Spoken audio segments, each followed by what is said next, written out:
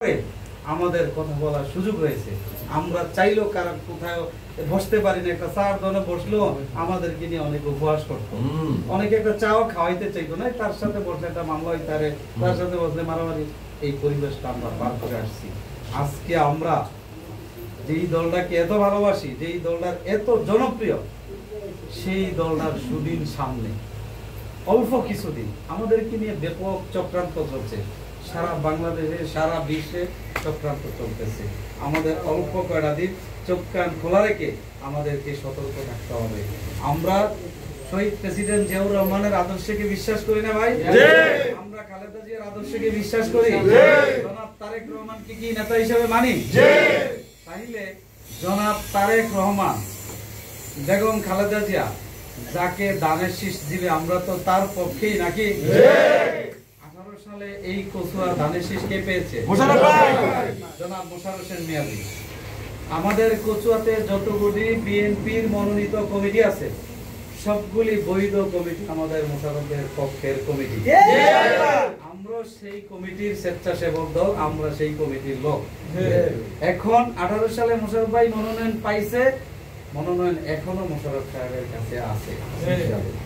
এবং এই 26 সালে নির্বাচনে তারেক সাহেব বলেই দিয়েছেন যে মোশাররফ তুমি এলাকায় কাজ করো। সেই লক্ষ্যে মোশাররফ ভাই প্রত্যেকটি সংগঠনকে শক্তিশালী করতেছে। আপনারা ইতিমধ্যেই দেখেছেন কচুয়া কলেজ বাড়ে আমরা স্বেচ্ছাসেবক দল একটা সুশৃঙ্খল সুন্দর একটি প্রোগ্রাম করেছি, পাশাপাশি যুবদলও একটা প্রোগ্রাম করেছে।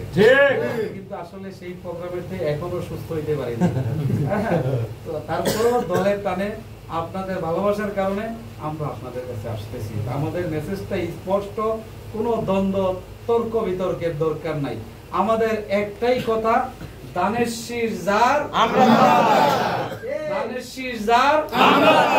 আর কোন কথা আছে? কোন তর্কের দরকার আছে? কোন তর্ক বিতর্কের দরকার নাই। ঠিক আছে, XYZ যদি তারেক সাহেব মনে করে যে আমি অমুকের দানের শীষ দিই, আমরা তার পক্ষেই কাজ করব।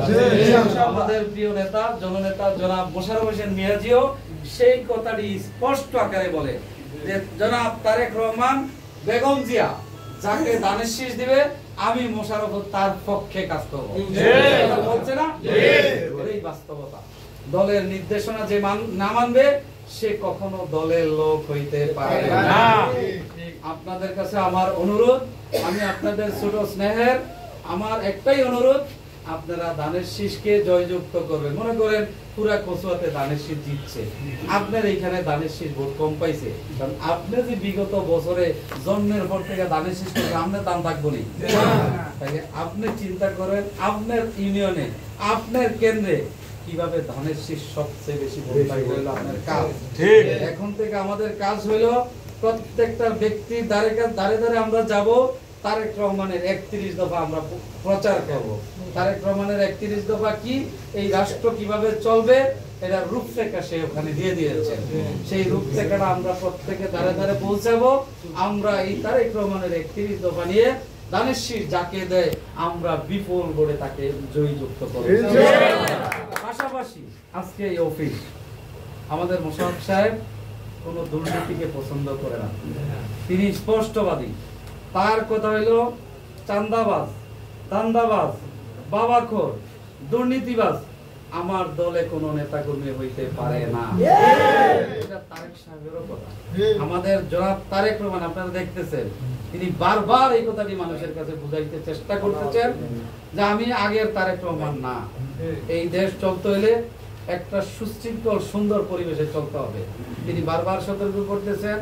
আমি স্পষ্ট বলি, আমার কোন স্বেচ্ছাসেবক নেতা যদি কোনো দুর্নীতির সাথে জড়িত থাকে, আপনারা যদি যথোপযুক্ত প্রমাণ দিতে পারেন, আমি আপনাদের সাথে ওয়াদা দিতেছি, আমাদের মোশাররফ সাহেব নির্দেশ দিয়ে দিয়েছেন, কোন দুর্নীতিবাজ আমার দলে জায়গা হবে না, হবে না, হবে না।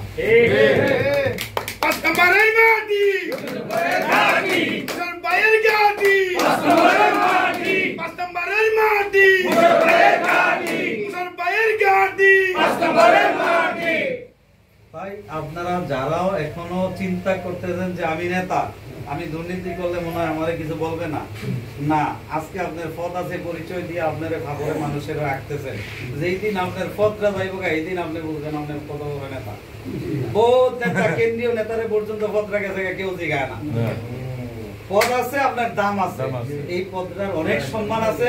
আপনি বুঝতে হবে যে না এটা বিএনপির পদ, এটা একটা বিএনপি অঙ্গ সংগঠনের পদ, এটা সম্মান রাখার দায়িত্ব আপনার। আর আপনি যদি না বুঝেন আজীবনের জন্য আপনাকে পস্তাইতে হবে। আপনার আদর্শ, আপনার চরিত্র, আপনার ওভারঅল আপনার চরিত্রটা আপনার সবারে যাতে বুঝতে শিখায় যে এটার নামই কচুয়া উপজেলা স্বেচ্ছাসেবক দল, এটার নামই বিএনপি, এটার নামই জিয়া রহমানের দল, এটার নামই তারেক রহমানের দল, এটার নামই বেগম জিয়ার দল। আপনাকে সেই আদর্শ তৈরি করতে হবে। আর আমাদের মূলত আমরা কারো সাথে তর্ক বিতর্কে না জড়াইয়া, আমরা কারো সাথে আন্তঃকন্দোলনে না জড়াইয়া সংগঠনটাকে কিভাবে শক্তিশালী করা যায়, সকলকে সকলের স্থানে সম্মান দিয়ে, যারা শ্রদ্ধা পাওয়ার যোগ্য তাদেরকে শ্রদ্ধা করব, যারা স্নেহ পাওয়ার যোগ্য তাদেরকে আমরা স্নেহ করব। আদর, সোহাগ, ভালোবাসা দিয়া আমরা সংগঠনটাকে শক্তিশালী করতে চাই এবং সকলে ঐক্যবদ্ধ হয়ে আপনাদের এই অঞ্চল থেকে বিপুল বোর্ডে জনাব মোশাররফ সাহেবকে জয়যুক্ত করার জন্য, দানেশ শীষকে জয়যুক্ত করার জন্য যা দরকার আপনারা তা করবেন। আমাদের উপজেলা কমিটির যদি কোনো প্রকার সহযোগিতা লাগে, ইনশাআল্লাহ আমরা কথা দিচ্ছি আমরা আপনাদের সাথে আছি। বিরক্ত করব না, আপনাদের কাছে দোয়া চাই। আমাদের মোশাররফ ভাই অনেক শারীরিক অসুস্থ ছিল, আলহামদুলিল্লাহ এখন অনেকটাই সুস্থ। মোশাররফ ভাইয়ের জন্য দোয়া করবেন, আমাদের ম্যাডাম জির জন্য দোয়া করবেন, জননেতা জনাব তারেক রহমানের জন্য দোয়া চেয়ে এখানেই শেষ করলাম। আল্লাহ হাফেজ, আসসালামু আলাইকুম।